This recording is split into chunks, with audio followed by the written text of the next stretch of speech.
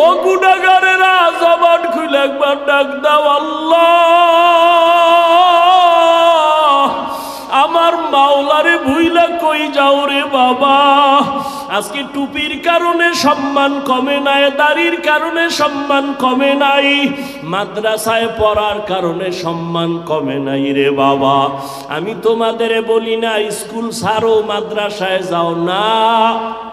তুমি স্কুলে পড়ো, কলেজে পড়ো, বাবা ডাক্তার হও, ইঞ্জিনিয়ার হও, প্রফেসর হও, তবে অনুরোধ তুমি বেয়াদব হইও না রে বাবা।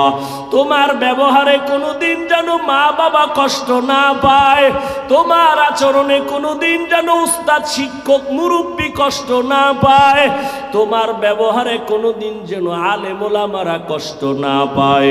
মা বাবার দোয়া নিয়া চলিও। ওই মা বাবা শিক্ষক আর ওলামাদের দোয়া না থাকলে আমি এই চেয়ারে বসতে পারতাম না। আমার চেয়ারে বৈশা বয়ান করার মতো কোনো এলেম নাই, কোনো আমল নাই। আমার মা বাবার চোখের পানি আর আমার উস্তাদদের দোয়া, উলামায়ে কেরামের নেক নজর রে বাবা। ও বাবা, তোমার মতো কি যুবক নাই? তাকাইয়া দেখো, তোমার মতো কত যুবক স্কুলে পড়ে, কলেজে পড়ে, 5 বেলার নামাজও পড়ে। সত্য কথাটা স্বীকার করো, আসেনি? বলো বাবা, তুমি কেন পারো না? তোমার মতো যুবক রাস্তায় গাড়ি চালায়, নামাজ ছাড়ে না। আল্লাহ তোমারে বিবেক দিছে, একটু প্রশ্ন করো, তুমি কেন পারো না রে বাবা? তোমার মতো যুবক র্যাব, আর্মি, পুলিশ, বিডিআরের চাকরি করে, দাড়িওয়ালা নামাজির অভাব নাই। বলো বাবা, তুমি কেন পারো না? আসলে কি কোরআন শরীফ মিথ্যা মনে করছো? তাহলে একটা ভুল বের করে দেখাও। এখন যদি কোরআনের ভুল দেখাইতে পারো, আল্লাহর কসম আমি দাড়ি কেটে ফেলবো, নামাজ বাদ দিয়া প্যান্ট শার্ট টাই লাগায়া নাচ গান করে কোরআনের বিরুদ্ধে কথা বলবো। কিন্তু তুমি কেন 1500 বছর পর্যন্ত বহু পণ্ডিতেরা অপচেষ্টা করিয়াও ভুল বের করতে পারে নাই, তুমিও বাবা পারবা না? তোমার মনটাকে প্রশ্ন করো। তোমার মতো যুবক নদীর মধ্যে মাছ ধরে, নামাজ ছাড়ে না, কৃষি কাজ করে, নামাজ ছাড়ে না। তোমার মতো যুবক তাকায় দেখো, আজ শ্রমিকের কাজ করে, নামাজ বাদ দেয় না। বলো বাবা, তুমি কেন পারো না? আমার ভয় লাগে, আমার মাওলা বুঝি তোমার উপরে বেজার, মা বাবাই বুঝি তোমার উপরে বেজার। ও বুড়া বাবাজিরা, আপনাদের মতো বুড়ারা মসজিদে গিয়া 5 বেলার নামাজ পড়ে, আসে না নাই? আপনারা কেন পারেন না? ও আক্কেলপুরের আম্মা জানেরা, বোনেরা, মাইকের আওয়াজ শুনতেছেন রে মা? ও মা, আপনাদের সম্মান কত জানেননি? আপনারা নবীদের মায়ের মতো মা, সাহাবায়ে কেরামদের মায়ের মতো দামি মা। আপনারা তো আলেম ওলামাদের মায়ের মতো দামি মা। আপনারা তো খাদিজা রাদিয়াল্লাহু আনহার মতো নারী, ফাতেমা রাদিয়াল্লাহু আনহার মতো নারী, আয়েশা রাদিয়াল্লাহু আনহার মতো নারী। আপনারা তো আম্মা জান, ও ইসমাইল নবীর মা হাজরা আলাইহা সালামের মতো দামি নারী, ঈসা নবীর মা মারিয়াম আলাইহা সালামের মতো দামি নারী। বেঈমান ফেরাউন আল্লাহর বড় দুশমন, নিজে গাদ্দারি কইরা আল্লাহর সাথে চ্যালেঞ্জ দিয়া খোদা দাবি করলো। ও বাবারা বলেন, ওই ফেরাউনের ঘরে তার স্ত্রীর নাম কি? ওই বেঈমান ফেরাউনের ঘরের স্ত্রী আসিয়া। এত বড় বেঈমানের ঘরে থাইকে আসিয়া আমার মাওলার আশিকা। রহমতের নবী বলেন, কিয়ামতের দিন জান্নাতে আসিয়ার সাথে আমার বিবাহ হবে। ও আম্মা জানেরা, আপনার স্বামী তো ফেরাউনের মতো খারাপ না। আপনি কি পারেন না 5 বেলার নামাজ পড়ে দোয়া করবেন, ও আল্লাহ আমার স্বামীর কামাই রুজিতে বরকত বাড়ায়া দাও। আপনার স্বামীকে যদি যদি হাত ধইরা মাঝে মাঝে বলতেন, ও স্বামী আমার, তুমি কামাই রুজি করো, আমার আব্বা আম্মার আদর আর মায়া চাইরা তোমার ঘরে আসছি, না খাইয়া থাকলেও আসি, খাইয়া থাকলেও আসি, তবে আমার জীবনের তোমার কাছে একটা দাবি, জীবন গেল হারাম অবৈধ টাকা ঘরে ঢুকাইবা না, হারাম টাকা খাইয়া আমাদের রক্ত নাপাক করব না, আমাদের সন্তানদের রক্ত নাপাক করব না। আম্মা জান যদি বুঝাইতেন আপনার স্বামী কোনোদিন হারাম টাকা ঘরে আনতে পারতো না। এরে আম্মা জান, ও এত বড় বেঈমান ফেরাউনের ঘরে থাইকা আসিয়া আমার আল্লাহকে ভুলি না,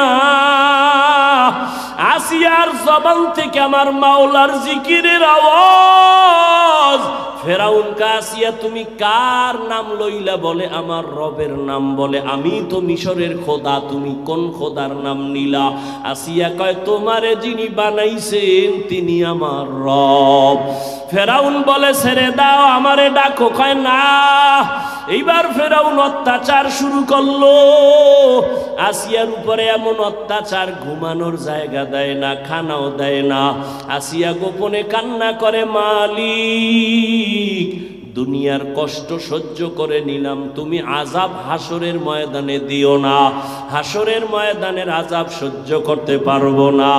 আসিয়ার বিরুদ্ধে সর্বশেষ ফেরাউন ঘোষণা দিল, আসিয়াকে শুলিবিদ্ধ করা হবে, ফাঁসি দেওয়া হবে। হাজারো মানুষ ময়দানে হাজির। খোদা ফেরাউনের স্ত্রীর জবাই হবে, ফাঁসি হবে, দেখার জন্য লক্ষ লক্ষ মানুষ মিশরের ময়দানে। হঠাৎ আসিয়া কাঁদতেছেন, দেখে মূসা নবী রাস্তা দিয়া যায়। আসিয়া কান্না করে বলে, নবী মূসা জানেননি আমার খবর? কয় জানি। তোমার এখন নাকি ফাঁসি হবে? কয় ঠিক আছে, তবে একটু বলবেন, আপনি তো আল্লাহর সাথে কথা বলেন, বলেন আমার আল্লাহ আমার উপরে রাজি নাকি বেজার? মূসা নবী বলে, রে আসিয়া, আল্লাহ তোমার উপরে খুশি। এই কথা শুই না আসিয়ার কান্না বন্ধ হয়ে গেল, মুস্কি মুস্কি হাসে। এবার আসিয়া শুলির মঞ্চে যাইতেছে।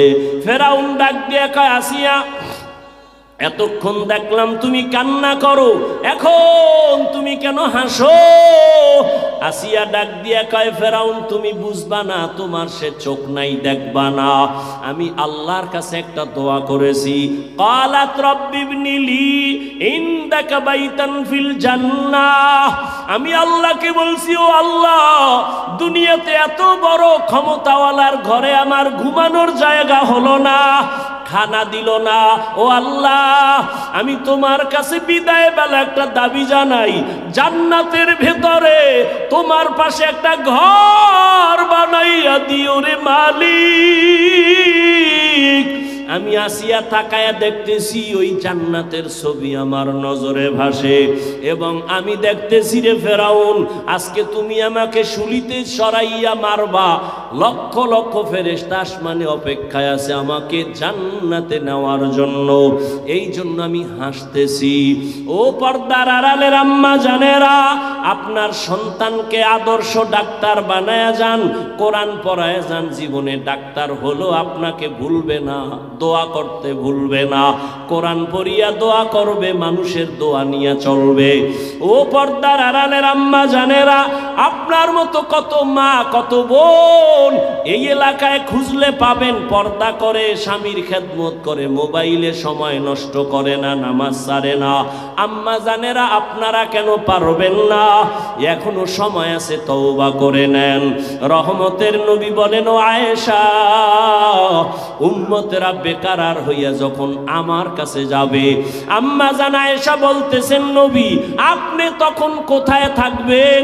মূসা নবী কান্না করবে, ঈসা নবী কান্না করবেন, ইব্রাহিম কান্না করবেন, তখন আপনি কোথায় থাকবেন? নবী বলেন, ও আয়েশা, আমি মাকামে মাহমুদে আমার রবের কুদরতের সামনে সিজদায় পড়ে কান্না করব। তবে সব নবীরা নিজেদের জন্য কাঁদবেন, আমি একবারও বলবো না, ও আল্লাহ আমারে বাঁচাও। আমি নবী কান্না করে বারবার বলবো, আল্লাহ আমার উম্মতের বাঁচাও। বাঁচাও, আমার উম্মতের বাঁচাও, আমার উম্মত যেন জাহান্নামের আগুনে না যায়। আমার আল্লাহ তখন বলবে, নবী কাঁদবেন না, মাথা উঠাইয়া আপনার উম্মত গুলোরে ধইরা ধইরা নিয়ে যান জান্নাতের পথে। ও আয়েশা, তখন আমি উম্মতের ধরে ধরে নিব জান্নাতের পথের দিকে। আম্মা জান আয়েশা বলেন, নবী কোটি কোটি কোটি মানুষের ভেতরে মুসা নবীর উম্মত, ঈসা নবীর উম্মত, আপনার উম্মতের চিনবেন কেমনে? নবী বলেন, ও আয়েশা, আমার আশিক উম্মতেরা যারা ওযু বানাইয়া 5 বেলার নামাজ আদায় করবে, কিয়ামতের ময়দানে তাদের ওযুর জায়গাগুলো নূরের আলোতে ঝলমল করতে থাকবে। আমি নবী দেখে দেখে হাউজে কাউসারের সামনে লাইনে দাঁড় করাইয়া আমি নবী নিজের হাতে কাউসারের পানি দেব পেয়ালা ভরে ভরে, আমার উম্মত পান করিয়া জান্নাতের গেইটে গিয়া বসবে। হঠাৎ লাইনে এখনো উম্মত বাকি, একটা পর্দা পড়ে যাবে মাঝখানে। আমি জিজ্ঞাসা করব, এই ফেরেশতা, আমার লাইনে উম্মত আসেনি? বলে আছে। পর্দা ফালাইলা কেন? নবীজিকে তখন ফেরেশতারা বলবেন, ইয়া রাসূলুল্লাহ, এই উম্মতগুলো আপনার ভেজাল উম্মত, আপনি দুনিয়া থেকে বিদায়ের পরে এরা সুন্নত জবাই করছে, নিজেও নামাজ পড়ে নাই, অন্য নামাজ পড়তো তাও পছন্দ করে নাই, নিজেও দাড়ি রাখে নাই, অন্য দাড়ি রাখলে তাও পছন্দ করে নাই, নিজেও হালাল খায় নাই, অন্য হালাল খাইলে তাও পছন্দ করে নাই, নিজেও পর্দা করে নাই, অন্য পর্দা করতো তাও পছন্দ করে নাই। সহি হাদিস নবী বলেন। তখন আমি একটু রাগ কইরা বলবো, সহকান সহকা লিমান গাইয়ারা মিন বাদি।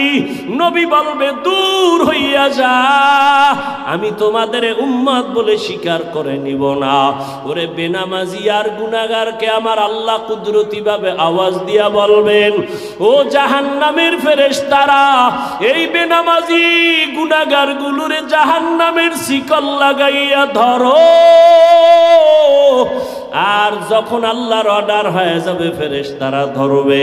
ওয়াসিকাল্লাযিনা কাফারু ইলা জাহান্নামা যুমারা হাত্তা ইযা জাউহা ফুতিহাত আবওয়াবুহা ওয়া ক্বাল, ও আমার কলিজার যুবক, ও বেনামাজি বাবারা, ও দাড়ি কামানেওয়ালা বাবারা, ও বেপরদাওয়ালা বাবারা, দুনিয়াতে একটা মশার কামড় সইতে পারো না, গুনাহ নিয়ে কবরে গেলে আল্লাহর আযাব কেমনে সহ্য করবা?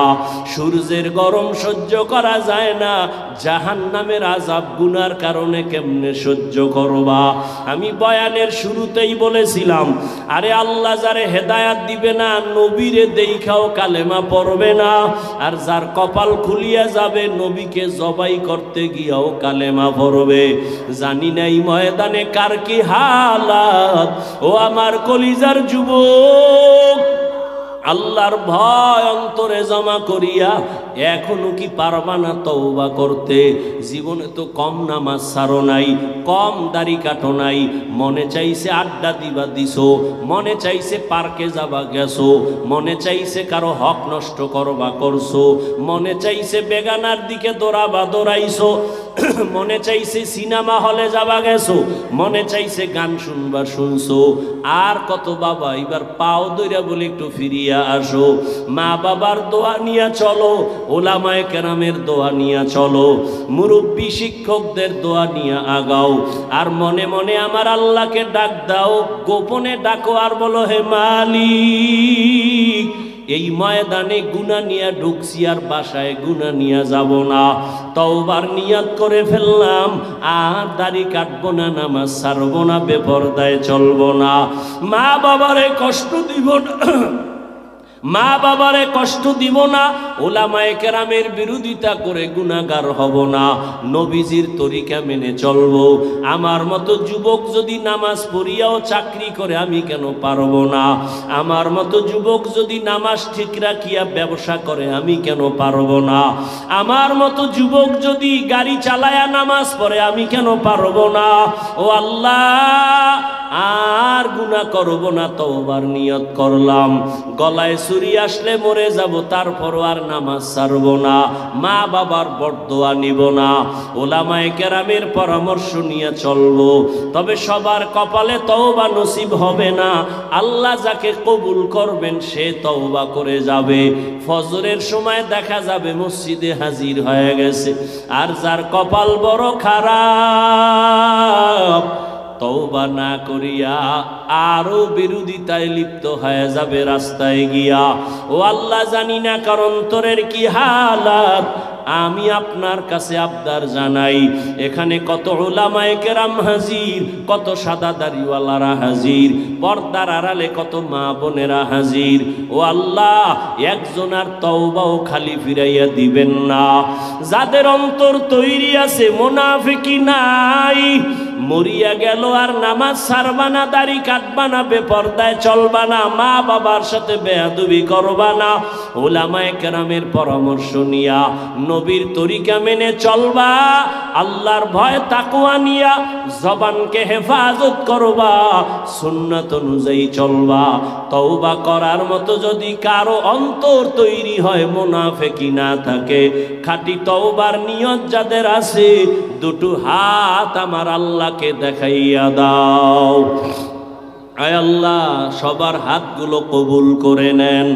যেদিন খানা পায় পুরাটাই যেন খায়, চালাকি করে যেন পরের দিনের জন্য না রাখে। যদি রাখে, চালাকি করলে খানা বন্ধ হয়ে যাবে। চালাক এই বনি ইসরাইল খানা পাইয়া মজা দেখা কয়, সব খাইস না, আগামীকাল খাবো, রেখে দাও। পরের দিন থেকে আসমানের খানা বন্ধ হয়ে গেছে। রহমতের নবী বলেন, মুসা নবীর উম্মত ওই বনি ইসরাইল যদি চালাকি না করত, আমার উম্মতেরা কিয়ামত পর্যন্ত বালিশের কিনারায় আসমানের খানা পাইত। গর্দা ওয়াকুল মিকুনি হর সুবহ শাম, میرا سانا درست تو ازلا مقام جزبا حق چی زیم خواز انسو جا فضل او عامست در جملا جہا. হ্যাঁ, ঘুম আসতেছে? যদি কয় হ্যাঁ ঘুমায়, এটাও একটা মিথ্যা কথা। কারণ বাঙালি রাতে ঘুমায় না, সারা রাত মোবাইলের হক আদায় করে। সকালবেলা ফজর না পড়ে নাক টেনে ঘুমায়, আর চায়ের দোকানে বয়া চাপাবাজি করে। নাক টেনে ঘুমাও কেন? কয় দেশ স্বাধীন। আর ঢাকার শহরে দেখ তাকাইয়ারে যুবক আম্মাজানেরা, বোনেরা সাংবাদিক সম্মেলন করে কয়, আমাদের এতদিনের দেহ ব্যবসার অধিকার আমরা আবার ফেরত চাই। আমরা দেহ ব্যবসা করে খাইতাম, আবার ফেরত চাই। আর মুসলমান, তুমি স্বাধীন স্বাধীন কয়ে ঘুমাও। আল্লাহর জাতের কসম, মুসলমান তো নাকে তেল লাগায়া ঘুমাবি সেই দিন এদেশের পরতে গ্রামে গঞ্জে উলামায়ে কেরাম সিনাটা খুইলা কোরআনের বয়ান করবেন। বেনামাজি সুদখোরের অনুমতি লাগবে না যেদিন। মুসলমানেরা নাক টেনে ঘুমাইবে তো সেই দিন, যেই দিন এই দেশের প্রত্যেকটা মসজিদ আর মাদ্রাসার কমিটির মধ্যে বেনামাজি থাকবে না যেদিন। তো কুজাও সুন্নতে আহমদ কুজাবা মোহাম্মদ কৈবুয়াদ নিসবত তোরা কারে শয়তা মিকুনি নামত বলি গরলি নস্তলানাত বরবলি মান আহাব্বা সুন্নতি কৌলে রসুল মজদায়ে কানা মাই হাম কুন কবুল। এক চালাক বয়ে বয়ে কয় হুজুরে ফার্সি মার্সি ভাই না কইলে হয় না, এটি বুঝেনি মানুষে। চালাক ভালো, অতি চালাক ভালো না। অতি চালাকের আর এক নাম বেয়াদব। চালাক ভালো, অতি চালাক। এখন মনে করছো তোর থেকে চালাক আমি কম। তুই যদি আমারে প্রশ্ন করো ফার্সি বলে লাভ কি, কেউ বুঝে না। আমি যদি আবার তোকে প্রশ্ন করি তাহলে কোরআনের আয়াত হাদিস বন্ধ করে দেই, কারণ শতকরা 95 জন আরবি বুঝে না। বন্ধ করে দেই। চালাক ভালো, অতি চালাক ভালো না।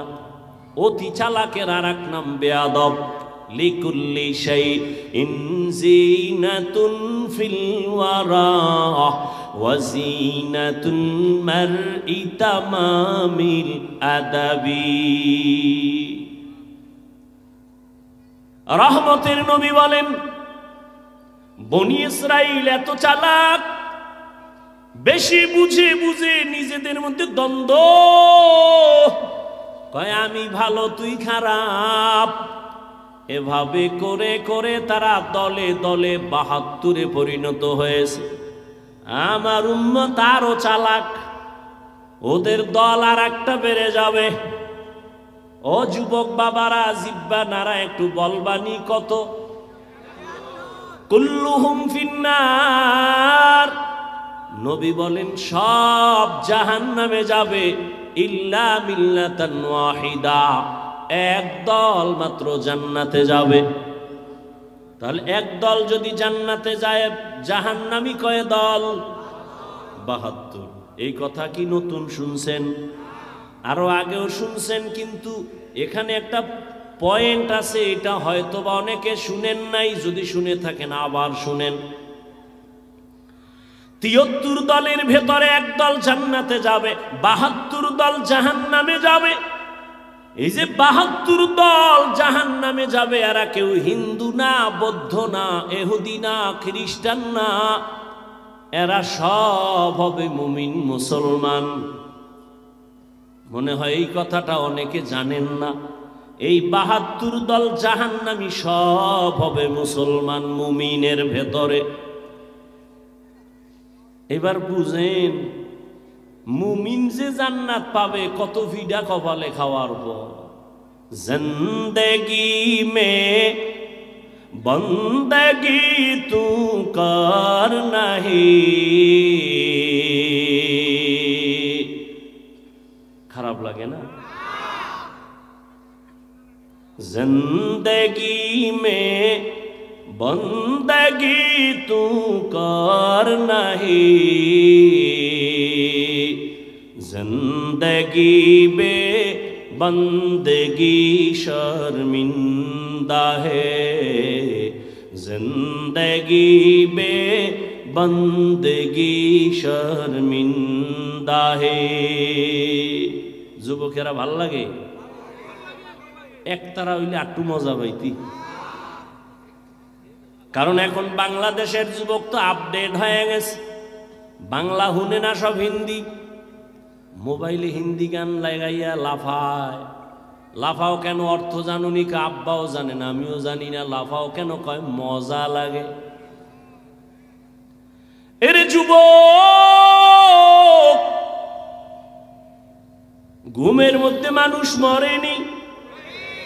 এই চিন্তাটা যদি বালিশে মাথা লাগায় করতি, যে ঘুমের মধ্যে যদি আজরাইল এসে হাজির হয়, আর আজরাইল আইসা যদি তাকায় দেখেন আমার কানের মধ্যে গানের তার ঢুকানো, মুসলমান হিসাবে যদি চিন্তা করতি, কানের মধ্যে গানের তার লাগায় ঘুমাতে পারতি না। আল্লাহর ভয় তাকওয়া নাই, এ কারণে বয়ান তো তুমিও জানো, এরপরও আমলের খাতা বড় শূন্য। এর কারণ কি? একমাত্র কারণ জাহান্নামের আযাবের ভয় অন্তরে নাই, তাকওয়া নাই। হারকে দারাত खौफे हक दर दिल मदम जन्नतुल मअवा देहद रामकाम जुज़बा हक ची जे मखाज इंसो जा फजले उआ मस्ते दर जुमला जहां। কত সুন্দর কণ্ঠওয়ালাদের, কত সুন্দর হামদে বাড়ি তাআলা, কত সুন্দর নাতে রাসূল। এগুলো শুনো, গান শুনো না। সারা রাত মোবাইলের ডিউটি তো করবি, আমার বয়ানি কি আর হেদায়াত হবে? তবে দাবি আমারে যুবক, মাঝে মাঝে যখন ঘুমাইয়া মোবাইলের ডিউটি শেষ, এখন ঘুমে যাবি যাবি ভাব, মাঝে মাঝে আমার একটা আবদার রক্ষা করিও। যখন তুমি ঘুমায় যাইবা, তোমার মোবাইলের ডিউটি শেষ, ঠিক ওই সময় ইউটিউবে ঢুইকা সার্চ দিবা কোরআন তেলাওয়াত, দেখবা মক্কা মদিনার ইমাম সেখানে হাজির। একজনার তেলাওয়াতের উপরে টাচ করে মোবাইলটা ওপেন করো, তেলাওয়াত চলতে থাক, বালিশের কাছে মোবাইলটা রাইখা আস্তে ঘুমায়া যাও, তেলাওয়াত শুনতে শুনতে ঘুমায়া যা। ইনশাআল্লাহ এক সপ্তাহের মধ্যে নিজেই চোখের পানি ছেড়ে তওবা করবি। কোরআন তেলাওয়াত শুনবো, নাচ শুনবো, আর কানে নিব না। यहाँ हम सब मुसाफिर दिल ना लगा, अहले दिल की नजर से रूह करता जा। यहाँ हम सब मुसाफिर दिल ना लगा, अहले दिल की नजर से रूह करता जा। शाह दौलत सब फकीर घर नेक ने है, शाह दौलत सब फकीर घर नेक ने है। जिंदगी में बंदगी तू कर नहीं, जिंदगी में बंदगी तू कर नहीं, जिंदगी बे बंदगी शर्मिंदा है, जिंदगी बे बंदगी शर्मिंदा है।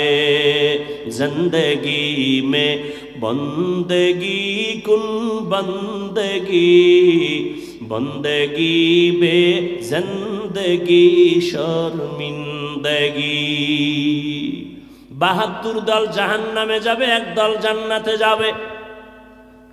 সাহাবায়ে কেরাম বললেন, মান হিয়া ইয়া রাসূলুল্লাহ।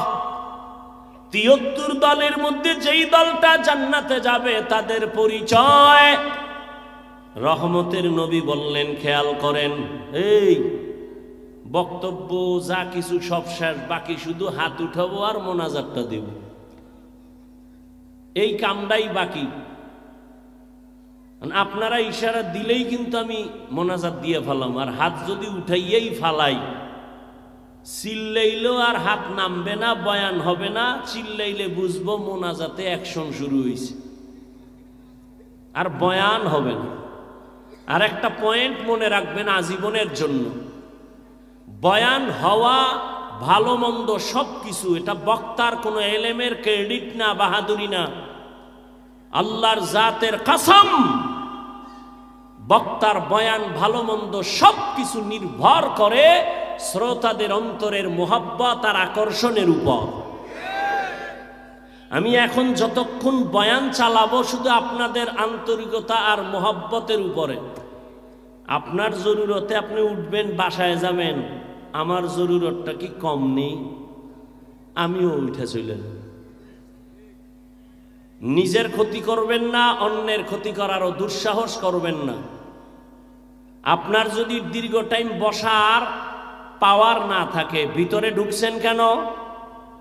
আমার বহু আল্লাহর মহব্বতের বান্দারা ওই দাঁড়ায় বয়ান শুনে, ফাঁকে ফাঁকে যদি চায় বিড়িটাই না আবার আইব, কোনো ডিস্টার্ব হবে না, দেখাও হবে না। ভেতরে ঢুকছেন কেন? ঢুইকা ডিস্টার্ব করেন কেন? এখানে কত সাদা দাড়িওয়ালা মুরব্বীরা বসা, কত ওলামায়ে কেরাম বসা, এদের ডেঙ্গিয়ে বের হয়ে যান জুতা দুইটা হাতে নিয়ে, ভয় লাগে না? না হয় বলেন, আমি মোনাজাত দিয়ে দেই। পৃথিবীতে কথা বলার মতো পৃথিবীতে আর কষ্টের কোনো কাজ নাই। আর সেই কথা বলনেওয়ালার যদি টাইম মতো ঘুম না থাকে, সারা দিন রাতে মাত্র 3 ঘন্টা ঘুমায় এখানে আসছে। সকাল 10টায় বয়ান করছি রাজশাহী। আল্লাহর কুদরত ছাড়া আমরা চলতে পারতেছি না। এরপরে বক্তব্য যদি 10 মিনিট হয় টেনশন থাকে না। আবার যদি কেউ লেখা দেয় আধা ঘন্টা দেখেও বলা যায়, কিন্তু আনলিমিটেড দেখার কায়দা নাই, মুখস্থ চলতেছে। আবার এক লাইনের মানুষ হয় তো টেনশন নাই, তাবলিগ তাবলিগ নিয়ে সাইজ, পিসাবের মুরিদ এক চাটিয়া বয়ান। বাংলাদেশে যত লাইন আছে সব লাইনের মানুষ এখানে বয়া রয়েছে। এত লাইনের মানুষের অন্তরকে লেভেল পজিশনে রাইখা কথা বলা রবের করুণা দয়া ছাড়া সম্ভব না। এর মধ্যে আবার ডিস্টার্ব করেন, কি দুঃখ আর কি বলবো। আল্লাহ আমাকে হেদায়াত দান করেন। আপনাদের হেদায়াত লাগলে আপনারটা আপনি দোয়া কইরলেন, কারণ এখন অন্যের লেগে দোয়া করলেও মামলা হয়। বুঝেন না কথা? পিরোজপুরে দোয়া করছি এহসানের জন্য। কেন? সুদ মুক্ত ব্যবসা, এটা রহমত। সুদের ব্যবসা রহমত না সুদ ছাড়া ব্যবসা রহমত? সেই দোয়া করছি। অলিপুর সাহেব সেই দোয়া করলেন। মুফতি মিজানুর রহমান সাইদ সাহেব আমারে ধৈর্য নিয়ে গেলেন, আমি চিনি না সেই জায়গা, কানা যাইতে হইব। গেলাম, গিয়ে দেই এনে ডিসি এসপি এগো ক্যারেজ দিতেছে, সবাই প্রশংসা করলেন। আর আমারে মাওলায় কথা বলার মধ্যে দিয়া একটা ছিদ্র রাইখে দিছে। আল্লাহ বলাইছেন, শেষে বলছিলাম দুনিয়ার লোক যদি ঢুকে যায় তো ঠিকই ঢুকছে, দুনিয়ার লোক ঢুকছে। ঢোকার কারণে অন্যের টাকা নিজের মনে করলে গজব নেমে আসে মরার আগেই। অন্যের টাকা নিজের মনে করলে গজব নেমে আসে। অথচ আল্লাহর জাত ও সিফাতের কসম, একটা পয়সা পর্যন্ত হারাম ভাবে, নাহক ভাবে, অবৈধভাবে জীবনে আসে নাই।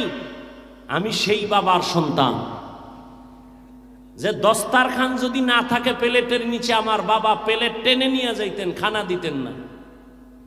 মাকে ধমকাইতেন, দস্তারখান দাও নাই কেন? আর এখন তো আমার যুবকরা দস্তারখান চিনেই না। এক জায়গায় দাওয়াত দিছে, খাইতে গেছি, দস্তারখান কই, কতক্ষণ পর পত্রিকা লইয়েছি।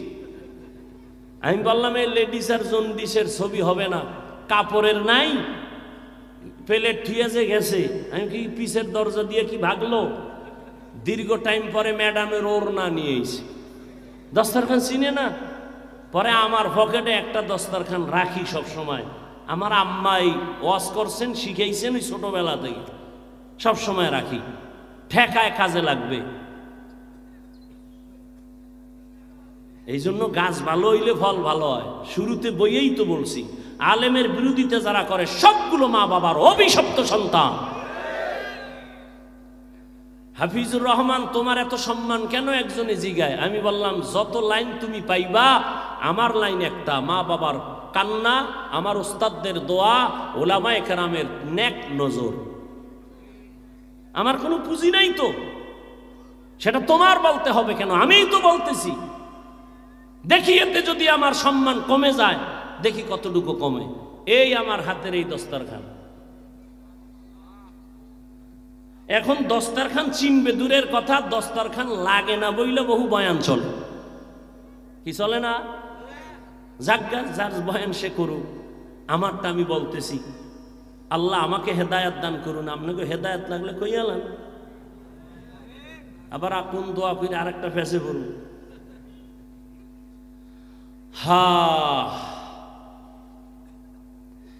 दुनिया में हो दुनिया का तलबगार ना हो,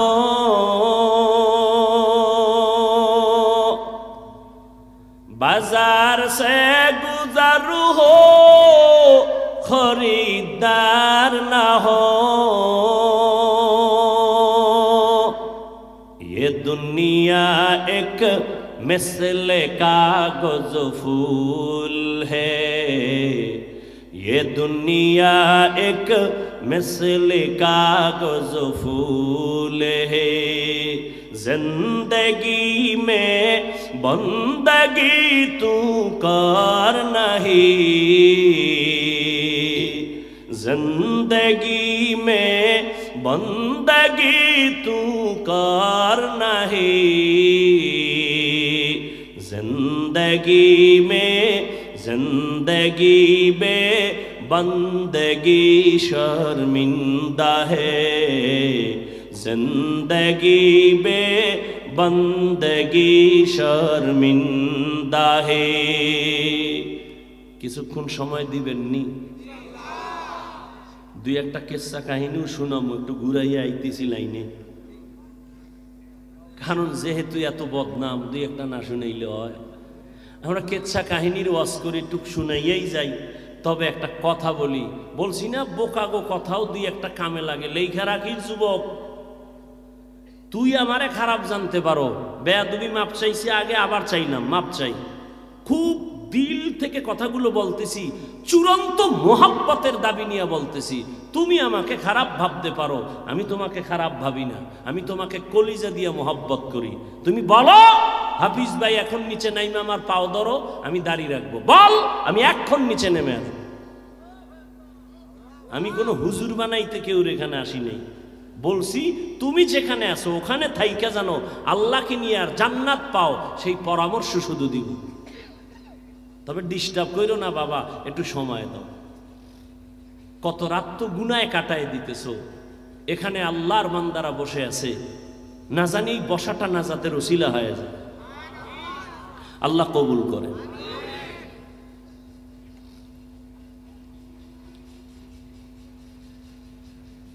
রহমতের নবী বলেন একদল জান্নাতি। সাহাবায়ে কেরামের প্রশ্ন, যেই দলটা জান্নাতি তাদের পরিচয়টা কি? এবার নবী কি বলছেন কথাটা শুনেন। আমি হাদিসের ব্যাখ্যা দিয়েই আমি আয়াতের আলোচনাই করতেছি ঘুরায় ফিরায়া, তারপর ওই পয়েন্টে একটু একচাটিয়া কিছু কথা বলবো অল্প টাইম। লেখছে তাফসির মাহফিল, এই নিয়ে আবার ঢুকলে আর এক ঝামেলা। তাফসির কারে? এত সোজা তাফসির, এত সোজা। রসুলের জ্ঞানের কোনো তুলনা নাই। সেই রসুলকে কোরআন নাজিলের সূচনা আল্লাহ করেছেন নবীর কত বছর বয়সের পর জানেন? জানলে জবাব দেন। আপনার কাছে আমার কঠিন প্রশ্ন, সমস্ত দুনিয়ার নবী পয়গম্বরের জ্ঞানের থেকে আমার রসুলের জ্ঞান কম? তো ঈসা নবীকে ছোটবেলা আল্লাহ কিতাব দিছেন, আমার রসুলকে তো আল্লাহ আগের থেকেই সিলেকশন করে নিয়েছেন। আমার রসুল তো একদিকে মুস্তফা, অন্যদিকে মুজতবা। আমার রসুল তো ওই রসুল যে ইব্রাহিম আল্লাহর বন্ধু, ইসমাইল নবী আল্লাহর বন্ধু, মুসা নবী আল্লাহর বন্ধু, ঈসা নবী আল্লাহর বন্ধু, দাউদ নবী আল্লাহর বন্ধু, ইউসুফ নবী আল্লাহর বন্ধু, মুহাম্মদও আল্লাহর বন্ধু। ব্যবধান কি? সব নবী রসুল আল্লাহর আশিক, আর আল্লাহ বলেন আমি আল্লাহ নিজে মুহাম্মদের আশিক। সেই নবীর জ্ঞান কম? প্রশ্ন জটিল। সেই নবীকে 40-এর পরে কোরআন দিলেন কেন? প্রশ্ন হয় না? হয় না? নাম্বার 2, দীর্ঘ 40 বছর রসুল কি করলেন? কালেমার দাওয়াত নাই, রোজার দাওয়াত নাই, জিকিরের কথা নাই, নামাজের দাওয়াত নাই। দীর্ঘ 40 বছর রহমতের নবী বাইতুল্লাহ থেকে একটু হেঁটে হেঁটে কিছু দূর হেরা পাহাড়, ওই পাহাড়ের উপরে উঠিয়া ভেতরে একটা গর্তের মধ্যে বসে বসে আল্লাহর ধ্যানে সময় কাটাচ্ছেন। একদিন আর দুদিন না, সপ্তাহকে সপ্তাহ, মাসকে মাস নবী বাসায় যান না। আম্মা জান খাদিজা রাদিয়াল্লাহু আনহা মহিলা হইয়া নাস্তা বানাইয়া ওই পাহাড় বেয়ে বেয়ে উপরে উঠা কষ্ট করে নবীজির কাছে নাস্তা গিয়া পৌঁছাইয়া দিতেন। ও আক্কেলপুরের মুসলমান, ও জয়পুরহাটের জ্ঞানী বাবারা, বেয়াদবি ক্ষমা চাইতেছি রে যুবক। এক নাম্বার প্রশ্ন, বিশ্ব নবীকে আল্লাহ 40-এর পরে কোরআন দিলেন কেন? দ্বিতীয় প্রশ্ন, বাইতুল্লাহ সাইরা নবী হেরা পাহাড়ে 40 বছর ধ্যান করেন কেন? প্রশ্নের জবাব দাও। হেরা পাহাড়ের দাম বেশি না বাইতুল্লাহর দাম বেশি? বলো বলো। বাইতুল্লাহর দাম তো কোরআন স্বীকৃত। ইন্না আউওয়ালা বাইতি উযিআ লিন-নাস লাল্লাযী বিবাক্কাতা মুবারাকাও ওয়া হুদা মুবারাকাও ওয়া হুদাল লিল আলামিন।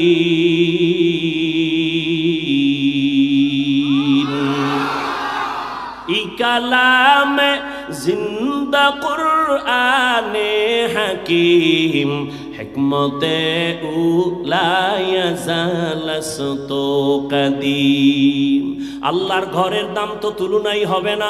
জমিনে যত মসজিদ, এগুলো কার ঘর?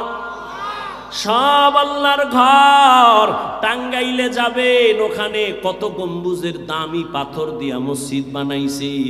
অর্ধুলাঙ্গ নারীরাও গিয়া ছবি তুলতে যায়, আজান হয় কপাল পোড়া, নামাজ পড়ে না। কথা কয় না? বাইতুল মোকাররম বাংলাদেশের জাতীয় মসজিদ, এটাও আল্লাহর ঘর। আক্কেলপুরের গ্রামে একটা খের দিয়া মসজিদ বানাইছে, এটাও কার ঘর? কিন্তু এই ঘরগুলোর একটারও এই পরিমাণ সম্মান নাই বাইতুল্লাহর যেই পরিমাণ সম্মান। বাইতুল্লাহর এত দাম। বাইতুল মোকাররম ওই টাঙ্গাইলের গম্বুজওয়ালা মসজিদ, আমাদের বরিশাল একটা মসজিদ আছে, সেখানেও বড় দামি মানুষরা দেখতে যায়। সারাদিন যদি তাকায় থাকবে, একটা নেক আমল নামায় আসবে না। আর বাইতুল্লাহ এমন দামি ঘর, যতক্ষণ তাকায় থাকবে অনবরত সওয়াব শুধু লেখা হবে। আরো আসতে বলেন। বাইতুল্লাহর দাম বেশি না হেরা পাহাড়ের দাম বেশি? বাইতুল্লাহর এরিয়া কত? ওই যে হাজী সাহেবরা তওয়াফ করে এতটুকু না, কিন্তু আপনারা যারা ছবিতে দেখছেন বা হজে গেছেন, বাইতুল্লাহ ঢুকতে গেলে জেদ্দা থেকে একটা রেহাল আসেনি রাস্তার উপরে, আছে না? এই সীমানা থেকে বাইতুল্লাহর এরিয়া, এই সীমানায় কোনো গোলাম যদি একবার আল্লাহ কয়া ডাক দেয়, একবার আল্লাহ যদি বলে 1,00,000 বার আল্লাহ বলার সওয়াব দেওয়া হবে। আতিনা ফি দারে দুনিয়া না হাসান, আতিনা ফি দারে উকবানা হাসান, ইয়া গিয়াসাল মুস্তাগীসিন হদিনা লিফতিখারা বিল উলুমে ওয়াল গিনা। ও আল্লাহর গোলাম, বাইতুল্লাহ এত দামি, কিন্তু নবী দীর্ঘ 40 বছর বাইতুল্লাহ ছেড়ে ওই জঙ্গল পাহাড় পেরিয়ে হেরা পাহাড়ের গুহায় গিয়ে নবী সপ্তাহে সপ্তাহ ধ্যান করলেন। আক্কেলপুরের জ্ঞানীদের কাছে এটাও প্রশ্ন, বাইতুল্লাহ এত দামি ঘর, যার দিকে তাকাইলে সওয়াব, এটা সাইরা হেরা পাহাড়ে নবী সময় কাটাইলেন কেন? প্রশ্ন আছে না নাই? বিবেকেরে বুঝাও, কুত্তারে আল্লাহ বিবেক দেয় নাই ভালো মন্দ যাচাই করার, আল্লাহ মানুষকে দিয়েছেন। ভাবো, একটু ভাবো, তুমি মানুষ, তুমিও মানুষ, আমিও মানুষ। তোমাকে আমি বয়ান করব কেন? আজকে তো বয়ান করা দরকার চট্টগ্রামের পাহাড়িয়া অঞ্চলের মানুষের, কারণ ওখানে টাকা দিয়া দিয়া মানুষের খ্রিস্টান বানানো হয়। আজকে তো বয়ান করা প্রয়োজন ছিল পঞ্চঘর, ওখানে মুসলমানের টাকা দিয়া ইসলাম থেকে দূরে সরায়, কিন্তু টাইম কই? 12 মাস দৌড়াচ্ছি শুধু মুসলমানের পেছনে, পাও দইরা দইরা দইরা দইরা কত বিনয়ের সাথে কথা বলি, ফাঁকে ফাঁকে কয়বার মাপ চাইছি, মনে হয় যেন আমি তোমার টাকার কেনা গোলাম, অথচ তুমিও মুসলমান, আমিও মুসলমান। একটু বিবেকটাকে নাড়া দাও, তোমার আল্লাহ আমার আল্লাহ দুই না এক। সত্য কথা মানো আর না মানো, সমর্থন দে, স্বীকার কর, তোমার আমার আল্লাহ যিনি, তোমার আল্লাহ আমার আল্লাহ এক, তোমার নবী আমার নবী, তোমার কাবা আমার কাবা এক, তোমার কালেমা আমার কালেমা, তোমার কোরআন আমার কোরআন, তোমার ধর্ম আমার ধর্ম। ভালো করে বুঝো, তোমার আমার আল্লাহ এক, নবী এক, কাবা এক, কোরআন এক, ধর্ম এক, কালেমা এক। দুনিয়াতে আসছি তাও কিন্তু এক। নাকি তোমরা আক্কেল ভুরালারা লঙ্গি ভরে জন্ম নিছো? সবার সিস্টেম কিন্তু এক। বিদায় যেদিন হবা সবার বেলায় কাফনের সংখ্যাও এক। বক্তা হইয়া মরছি, সম্মানে একটা কাফন কেউ বাড়াইয়াও দিবে না। রিক্সা ড্রাইভার গরিব মইরা গেছে, একটা কাপড় কেউ কমাইয়াও দিবে না। আমাকেও 3টা কাপড়, গরিব বাবা তোমারও কিন্তু 3টা কাপড়। কানো কাফনের সংখ্যা এক, কালার হবে আলাদা। আমি হুজুরদের কাফনের কালার একরকম, তোমাদের কালার বুঝি আর এক রকম। না বাবা, কে হুজুর না, কে ইমাম, কে মুক্তাদি, কে আলেম, কে গায়রে আলেম, কে ধনী, কে গরিব, সবার বেলায় কাফন এক। কাফনের কালারও এক, সাদা। কাফনের উপরে লেখা থাকবে বড় হুজুরের লাশ, কাফনের উপরে লেখা থাকবে এমপি সাহেবের লাশ, কাফনের উপরে লেখা থাকবে বড় কোম্পানির ম্যানেজারের লাশ। তাহলে এত ভাব কেন? আমি আজকে বক্তা যতই ভাব দেখাই না কেন, তুমি টাকার বাহাদুরি যতই দেখাও না কেন রে বাবা, যেদিন সাদা কাফনে ঢুকবি সেই দিন সব বাহাদুরি শেষ হয়ে যাবে। কোটি টাকার মালিক দেখো অভাব হয় না দূর, গরিব ঘুমায় আরাম করে মনটা বাহাদুর। ফেরাউনের লাশটা দেখো মিশর জাদু ঘরে, খায় না মাটি পোকা মাছি সবাই ঘৃণা করে। হৃদয়ে থাকিবে যার নম্রতা সদা, রহমত আসিবে সেথা প্রভুর ওয়াদা। বড়র বাড়াই থাকলে দিলে রহমত আসবে না, নিজেকে নিজে ছোট মনে করিও সাদা। উঁচু জমিন থেকে পানি নিচু জমিনে যায়, তেমনি খোদার রহমত আসে নম্রতার হৃদয়। ভোগবিলাসের বাড়ি গাড়ি পরে রবে সব, ভোগবিলাসের বাড়ি গাড়ি পরে রবে সব। থাকতে সময় স্মরণ করো আল্লাহ আমার রব। বিবেকের কাছে প্রশ্ন রেখে গেলাম, ও জ্ঞানী বাবারা আমি বোকা, তবে নিজের বিবেকের কাছে প্রশ্ন রেখে গেলাম রে যুবক। এত বিশ্ব নবী জ্ঞানী, তাকে 40-এর পরে আল্লাহ কোরআন দিলেন কেন? এখান থেকেও শিক্ষা নেওয়ার অনেক সবক।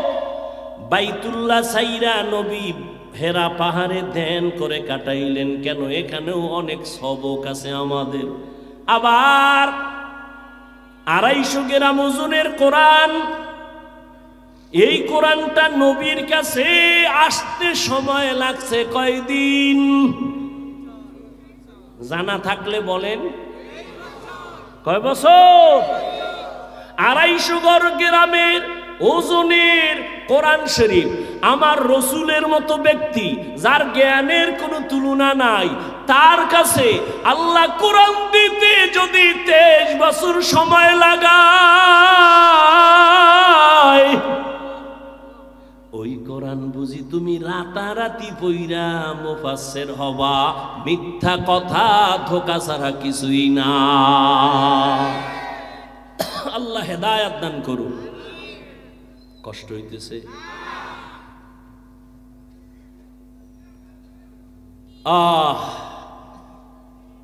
মুসলমানের ঘরে কোরআন আছে, একদিন খুইলা দেখলো না হুজুরেরা এত ফজিলতের ওয়াজ করে কোরআনের, দেখি তো ভিতরটা কেমন। মোবাইল দেখার সময় পায়, কোরআন খোলার সময় পায় না। আল্লাহ আপনি আমাদের হেদায়েত দান করেন। রহমতের নবী বলেন, যেই দলটা জান্নাতে যাবে তাদের পরিচয় নাও। নবী যদি বলতেন আমি মুহাম্মদের আদর্শ যারা মেনে চলবে তারা জান্নাতি, বলতেন যথেষ্ট ছিল। কিন্তু নবী কি বলছেন? মা আনা আলাইহি ওয়া আসহাবি, আমি এবং আমার সাহাবায়ে কেরাম যে আদর্শের উপরে আছে, এই আদর্শ যারা মেনে চলবেন তারা জান্নাতি। অতএব যারা বলবে আমি শুধু নবী মানি, সাহাবা মানি না, নবীর কথার থেকে প্রমাণ হলো সে মুসলমানও ঠিক, মুমিনও ঠিক, তবে ৭২ দলের অন্তর্ভুক্ত। আল্লাহ আমাদের হেদায়েত দান করেন। আল্লাহ বলেন আমি 2টা আদেশ দিলাম। এক, তাকওয়া অর্জন করো। দ্বিতীয় আদেশ হলো জবানটাকে কন্ট্রোল করো। এই বিষয়ে কিছু আলোচনা করি। জবানের কন্ট্রোলের কথা কেন বললেন? হাত কন্ট্রোল করো বলেন নাই? চোখ কন্ট্রোল করো কেন বলেন নাই? কান কন্ট্রোল করো কেন বলেন নাই? সংক্ষেপ 2-4 মিনিট শুনেন। আল্লাহ জবান কন্ট্রোল করো, নবীও বলেন জবান হেফাজত করো, কেন বললেন? পুরা বডির ভিতরে যন্ত্র, মারাত্মক অস্ত্রের নাম জিহ্বা, জবান। এটা এমন ধারালো অস্ত্র, বেলেডের মতো, চারদিকে কেটে ফেলে, যেদিকে মারে কাটে। যেমন কয়েক জিহ্বা। আমগো গ্রামের একটা প্রবাদ আছে, মানুষের মুখেই জয়, মুখের কথাই খায়, আছে না? জিহ্বা কিন্তু একটা, কিন্তু কাটে চাইরদিক। এক জিহ্বা, এই জিহ্বা নাড়াইয়া কেউ যদি একটা অচেনা মাইয়ারে কয়, রাজি থাকলে কবুল। সাক্ষী 2 জন দাঁড়ানো, সাথে সাথে অপরিচিত মাইয়া তোমার আপন সঙ্গিনী হয়ে গেল জিহ্বার একটা কথার দ্বারা। আবার এই জিহ্বাটারে ঘুরাইয়া যদি কও তোমার আপন বিবিডারে যদি কও তুই তালাক, একই জিহ্বার আওয়াজে এখন তোমার জীবন সঙ্গিনী চিরতরের জন্য হারাম। বুঝেননি জিহ্বাটার ধার কেমন? এই জিহ্বা নারা এখনো বিধর্মী যদি বলে লা ইলাহা ইল্লাল্লাহ, সাথে সাথে তার বেঈমানের দপ্তরের নাম কাটা। আবার যদি ওই কোনো কালেমাওয়ালা মুমিন যদি বলে আমি আল্লাহ মানি, কোরআনের ওই আয়াত মানি না, আমি কোরআন মানি তবে কোরআনের রাজনীতি পছন্দ করি না, কয় একই জিহ্বার কথার দ্বারা তোর ঈমান চলে যায়। কোরআনে রাজনীতি নাই? হ্যাঁ, তোমার মতো ধান্দাবাজি, ভেট নীতি, দুর্নীতি, এটা ইসলাম কোরআনে নাই। কথা কয় না? বরং আমি তো ঢাকায় বলেছি পৃথিবীতে শ্রেষ্ঠ রাজনীতির কিতাবের নাম কোরআন। সত্য কথা মানো আর না মানো, স্বীকার করতে না বলছি যুবকদের, তোমরাই তো ভবিষ্যৎ, তোমগো আর কত কইতাম। রহমতের নবী খুশি, বিপদ মুহূর্তে চতুর্দিক থেকে মুসিবত, নবীর ঘরের পার্শ্বে সব রেডি, নবীরে মারবে। মায়ার নবী কান্না করেন, সন্তান বিপদে পড়লে আব্বার কাছে টেলিফোন করে, আব্বা কয়, আব্বা কই তুমি আসো, বাবা আমার উপরে বিপদ, তাড়াতাড়ি দৌড়াও। মাকে টেলিফোন করে, কয় মা আমার উপরে মুসিবত, তুমি একটু দোয়া করিও। কিন্তু মায়ার নবী কেমন এতিম, জীবনে একবার আব্বা বলে ডাক দিতে পারেন নাই। 6 বছরে মা হারায় নবী অসহায়। নবী বলেন এর উপরে আবার বিপদ, আমি যদি দোয়া করতাম উহুদ পাহাড় স্বর্ণ বানায় দিত আমার আল্লাহ, কোনোদিন দোয়া করি নাই, বরং উল্টা করছি কি, ও আল্লাহ আমারে গরিবী হালাতে রাখো, আমারে গরিবী হালাতে মরণ দিও, কিয়ামতের দিন গরিবদের সাথে আমারে হাসরে উঠাইও। নবী কয় ওরে গরিব, বড় লোকের টাকা আর বাড়ি দেখে আফসুস করিস না, কিয়ামতের দিন ওই টাকাওয়ালার 500 বছর আগে গরিব তোরে জান্নাতে আল্লাহ দিবে। কোন গরিব? যে গাঞ্জা খায়, রিক্সা চালায়, টাকা দিয়া ক্যারাম বোর্ড খেলায়, তাস খেলে, জুয়া খেলে, মদ খায়। বেলালের মতো গরিব, যদিও জান্নাতের টিকিট পায় না, আশারায় মুবাশশারায় বেলালের নাম নাই, কিন্তু আরশে আজিমে বেলালের আওয়াজ। আবু হুরায়রা, 10 জন জান্নাতীদের মধ্যে আবু হুরায়রার নাম নাই, কিন্তু আবু হুরায়রা থেকে এই পরিমাণ হাদিস কিতাবের মধ্যে হাদিসে আছে, অন্য কোন সাহাবীর থেকে এত পরিমাণ হাদিস নাই। একটু আগেই বলছিলাম আমার মাওলায় কবুল করলে যোগ্যতা লাগে না। দুনিয়ার মানুষ সম্মানের চেয়ারে বসাবার আগে যোগ্যতা চায়, আর আমার আল্লাহ যাকে চেয়ার দিবেন তাকে চেয়ারে বসাইয়া যোগ্যতা দেয়। ভাইরা আমার, জবানের একটা কথার দ্বারা মুমিন, আবার এক কথার দ্বারা বেঈমান। রহমতের নবী বলেন, যখন আমার চারদিকে অন্ধকার দুশ্মন, আমি এত গরিব, আমার 3 বছর পর্যন্ত শিয়াবে আবু তালিবের মধ্যে গৃহবন্দী করে রাখছে, খানা দেয় না, পানি দেয় না। আমি আল্লাহর এত প্রিয়, গাছের পাতা ছিঁড়ে ছিঁড়ে আমার পেটের ক্ষুধা নিবারণ করি, চাবায়া চাবায়া খাইয়া। ওই নবী বলেন, ওই বিপদের সময় সব বুড়ারা আমার বিরোধিতা করেছে, যুবকেরা আমার উপকার করেছে। এই যুবক, 1500 বছর পর রসুলের আদর্শের একটা উপকার কি করছ? একটা যুবক দাঁড়িয়ে রাখছে, তুমি কি বলতে পারছো আলহামদুলিল্লাহ যুবক ভাই অনেক ভালো দেখায়, দোয়া করিস আমিও যেন রাখতে পারি? তুমি উল্টাটা মারছো। তুমি জিজ্ঞাসা তোর বয়স কত? কয় এত। কয় এত তাড়াতাড়ি বুজুর্গ? এমন ভাবে তুমি কথা বলছো যে ওর অন্তরে কষ্ট গেছে, আল্লাহ তোমার উপরে বেজার হয়ে গেছে। এরে আল্লাহর গোলাম, জবান এমন একটা ধারালো অস্ত্র, বিচারকের চেয়ারে বসিয়া জিহ্বা নাড়ায় যদি কয় আসামি, ফাঁসির আসামিরে কয় তোরে খালাস, ফুলের মালা পরে বাড়ি। আবার বিচারক ওই জিহ্বা নাড়াইয়া বাম দিকে তাকায় যদি কয় পুলিশ, নিরপরাধীরে ধর, নিরপরাধী ফাঁসির মঞ্চে হাজির। জিহ্বা মারাত্মক অস্ত্র। আবার এটা আল্লাহর আলাদা একটা সুন্দর নিয়ামত বটে। কয় কেমন? কয় খানা নিয়ে বসছো, চোখ দিয়ে সব দেখছো, কোনো ময়লা নাই, ময়লা নাই, কিছুই নাই। তোমার চোখের রাডার সব বাছাই করে যখন লোকমা মুখে দিছো, জিহ্বার রাডারে ধরা পড়ছে একটা চুল। পড়েনি? জিহ্বার রাডারে ধরা পড়ে গেল। আরো কত বড় নিয়ামত! এই যে আমি মাউথ সামনে নিয়ে কথা বলি, মেশিন চলে, ফ্যানের বাতাস দিতেছে, না হয় দীর্ঘ টাইম চললে আগুন লাইগা সব পুড়ে যাবে। বিদ্যুতের বাতি জ্বলতেছে, বিল দেওয়া লাগবে। বুঝো, আমি তো নতুন কিছু কইতেছি না, পুরান কথাই তো।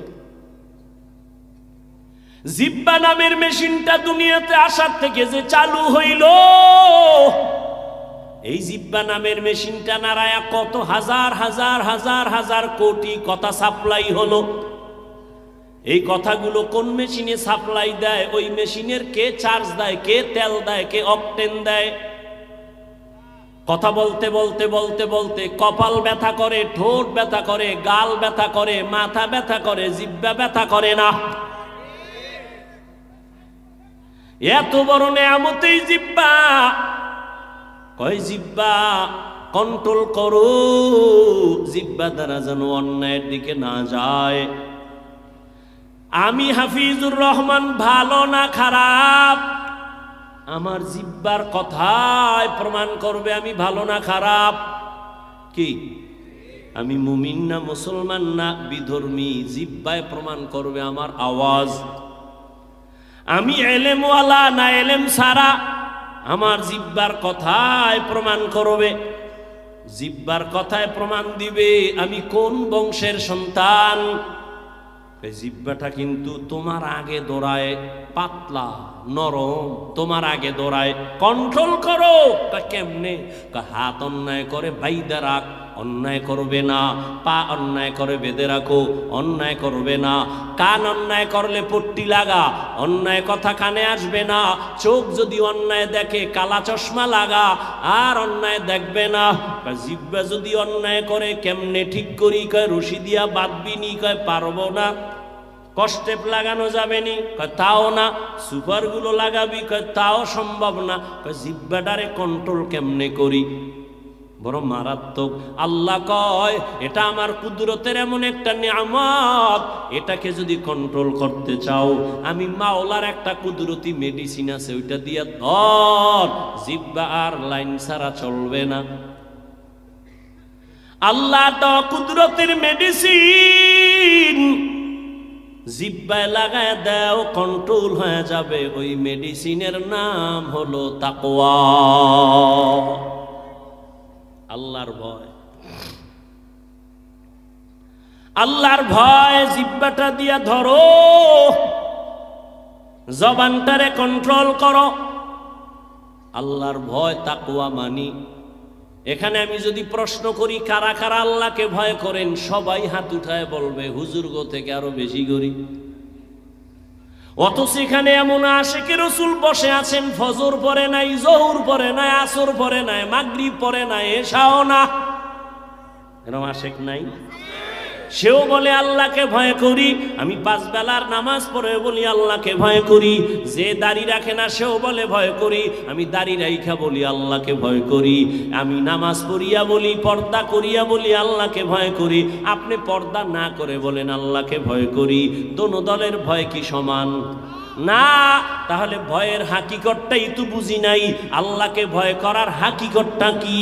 উদাহরণ নাও, একটা সন্তান মা বাবারে ভয় করে, প্রমাণ মা বাবার সামনে সন্তান কখনো অন্যায় করে না। ঠিক একটা ছাত্র শিক্ষকের ভয় করে, প্রমাণ শিক্ষকের সামনে ছাত্র অন্যায় করে না। ঠিক যেই মানুষগুলো আমার আল্লাহর আযাবকে ভয় করবেন, গলায় ছুরি লাগাবে, দাড়ির মধ্যে ছুরি লাগাবে না। हर के दारत खौफे हक दर दिल मदगम जन्नतुल मअवा देहत राम काम जुज़बा हक ची जे मखाद इंसो जा फजले उआ मस्ते दर जुमला जहा। আল্লাহ তাআলার প্রতি আযাবের ভয় আর এই তাকওয়া বা আল্লাহর ভয় তোমার অন্তরে নিতে হবে। কোথা থেকে নিবা? লিকুল্লি শাইইন মাদিনুন মাদিনুত তাকওয়া কুলুবুল আরিফিন। প্রত্যেক ভালো জিনিস রাখার গোডাউন আছে, তাকওয়ার গোডাউন হলো আল্লাহর প্রিয় বান্দাদের কলব। তাদের সাথে লাইন লাগাও, নজর লাগবে তো অন্তরের মধ্যে আল্লাহর ভয় চলে আসবে। আল্লাহ তাআলা তাকওয়াওয়ালাদেরকে আলাদা পাওয়ার দান করেন, যেই পাওয়ার সাধারণ মানুষকে দান করেন না। ও এলাকার মা বোনেরা, ও যুবক বাবারা, আমি বলতেছিলাম আপনার আমার আল্লাহ এক, নবী এক, কোরআন এক, কাবা এক, ধর্ম এক, কালেমা এক, কাফন এক, কালার এক, কবরের সাইজও এক। কবরের মধ্যে প্রশ্ন হবে তিনটা, তাও এক। রবের পরিচয় দাও, ধর্মের পরিচয় দাও, রাহমাতুল লিল আলামিনের পরিচয় দাও। এই তিনটা প্রশ্নের জবাব যে দিবে তার কবর হবে নবীজির জবানের কথা, রাউজাতুম মির রিয়াজিল জান্নাহ। আর যারা জবাব দিতে পারবে না, নবী বলেন তার কবর হবে হুফরাতুম মিন হুফারিন নার, জাহান্নামের টুকরা। কে জবাব দিতে পারবে? এর কোনো গ্যারান্টি আছে? আমরা হুজুরেরা পারবো? আরে আমরা হুজুর কেন, জাহান্নামের আযাবের ভয়, ওই কবরের প্রশ্নে কি জবাব দিব? আমি হুজুর কেন? এই ভয়ের কারণে জান্নাতের টিকিট পাইছেন 10 জন সাহাবা, তারাও কাঁদতেছেন আল্লাহর আদালতে কেমনে দাঁড়াবো। রাহমতের নবী বলেন, আমি আমার হুজরায় এশার নামাজ পড়ে ঘুমাইলাম, আমি ঘুমাইতে গেলে আমার চোখ বন্ধ হয়, আমার অন্তর ঘুমায় না। আমি হঠাৎ করে শুনি কান্নার আওয়াজ আসতেছে, গভীর রাত, মসজিদ আমার মাথার কাছেই তো মসজিদে নববী, কে কান্না করে? আমি আস্তে আস্তে উঠলাম, বের হইলাম, আমি জানালা দিয়া নজর করে দেখি জান্নাতি 1 নম্বরের সাহাবী আমার আবু বকর গভীর রাতে নামাজে দাঁড়ায়া হাউমাউ করে কান্না করে। নামাজ শেষ করার পরে আমি রহমতের নবী জিজ্ঞাসা করলাম, আবু বকর আপনি নামাজে কান্না করলেন কেন? আমার ঘুম ভেঙ্গে গেছে, আপনি কাঁদেন কেন? আবু বকর কান্না করে বলেন, ইয়া রাসূলুল্লাহ, আল্লাহর আদালতে আমি কেমনে দাঁড়াবো সেই ভয় নামাজে কান্না করেছি। রহমতের নবী বলেন, আবু বকর আপনাকে তো আল্লাহ জান্নাতের 1 নম্বর সাহাবী ঘোষণা দিয়েছেন, এরপর আপনার কিসের ভয়? আবু বকর বলেন, ইয়া রাসূলুল্লাহ, যে আল্লাহ আমাকে খুশি হইয়া জান্নাতের টিকিট দিয়েছেন, ওই আল্লাহ যদি আমার উপরে আবার কোনো কারণে বেজার হইয়া যায়, টিকিটটা ক্যান্সেল হয়ে যাবে, এই ভয়ে কান্না করি। হাসরের ময়দানটা বড় ভয়ঙ্কর।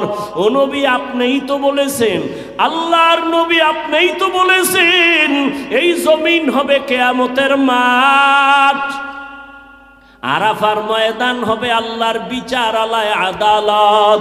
নবী আপনিই তো বলেছেন, আর কান্নাও করেছেন আপনি নিজে। কিয়ামতের বয়ান করতে গিয়া নবী আপনি কান্না করেছেন, আমরাও কান্না করেছি।